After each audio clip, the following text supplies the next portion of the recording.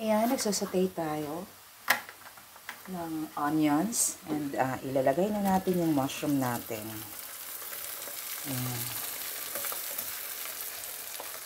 Nailagay ko na rin yung tuna natin. So, isisimay lang natin ng mga 2 minutes. And nilagyan ko na rin yun ng mga herbs. And then yung brown pepper. And isunod na natin yung all-purpose cream natin. Yung evaporated. And then isi-season natin.